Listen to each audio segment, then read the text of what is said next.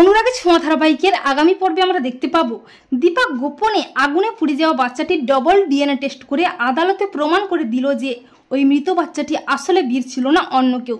হ্যাঁ বন্ধুরা, আমরা এমনটাই দেখতে পাবো অনুরাগের ছোঁয়া ধারাবাহিকের আগামী পর্বগুলোতে। দীপার চক্রান্তের শিকার হয়ে বীরকে চুরির দায়ে মিথ্যে অভিযোগে জেলে যায়। এরপর দীপাকে আদালতে তোলা হলে ষড়যন্ত্র করে বীরকে হত্যার অভিযোগ চাপিয়ে দেওয়া হয় দীপার দিকে, কিন্তু দীপা বেশ বুঝতে পারে এটা একটা ষড়যন্ত্র। দীপা বলে যে বীর বেঁচে আছে, বীরের কিচ্ছু হয়নি। তখন জজ সাহেব রায় দেয় যে মৃত বাচ্চাটির ডিএনএ টেস্ট করাতে হবে। তখন চক্রান্তকারীদের উকিল জানায় যে বীর সেনগুপ্তের মা বাবা কেউই নেই, তাই ডিএনএ টেস্ট করা সম্ভব নয়। তখন দীপা জানায় যে বীরের মা বাবা কেউ নেই তো কি হয়েছে, সেনগুপ্ত পরিবারের সবাই রয়েছে, এমনকি ওর দুই দিদি সোনারূপাও রয়েছে, তাদের সাথে ডিএনএ ম্যাচ করতে পারে।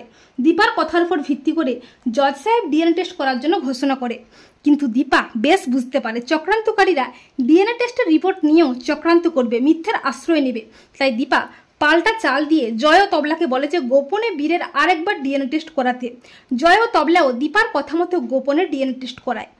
পরদিন আবারও আদালতের শুনানি শুরু হয়ে যায়। দীপাকে কাঠগড়ায় তোলা হয়। জজ সাহেব বলে যে বীর সেনগুপ্তের ডিএনএ টেস্ট কি ম্যাচ করেছে? তখন চক্রান্তকারীদের ভাড়া করা উকিল বলে যে হ্যাঁ জজ সাহেব, ডিএনএ ম্যাচ করেছে। ওই মৃত বাচ্চাটি আসলে বীর সেনগুপ্ত, যাকে দীপা মজুমদার নিজের হাতে হত্যা করেছে। এই বলে জজ সাহেবের হাতে তুলে দেয় মিথ্যে ডিএনএ রিপোর্ট দেখে জজ সাহেব যখনই রায় ঘোষণা করবে করে, ঠিক তখনই জয় হাজির হয় আসল ডিএনএ রিপোর্ট নিয়ে, সাথে ডক্টরকে নিয়ে।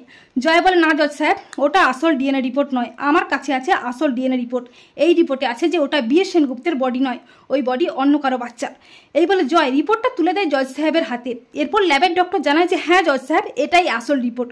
ওনারা আমাকে হুমকি দিয়ে টাকা দিয়ে মিথ্যে রিপোর্ট করিয়েছিল, কিন্তু আমি আমার মনুষ্যত্বকে বিসর্জন দিতে পারিনি, তাই আমি এনাদের কথায় আবার ওই মৃত বাচ্চাটির ডিএনএ টেস্ট করাই। এরপর জজ সাহেব আসল ডিএনএ রিপোর্ট দেখে বুঝতে পারে যে বীর বেঁচে আছে আর দীপা মজুমদারও নির্দোষ। এরপর জজ সাহেব দীপা মজুমদারকে নির্দোষ প্রমাণ করে বেকসুর খালাস করে দেয়। তো বন্ধুরা, তোমরা এটাই চাও তো যে দীপা যেন গোপনে ডবল ডিএনএ টেস্ট করে প্রমাণ করে দেয় যে বীর বেঁচে আছে, ওই মৃত বাচ্চাটি আসলে অন্য কেউ? কমেন্ট করে জানিয়ে দাও তোমাদের মতামতটি।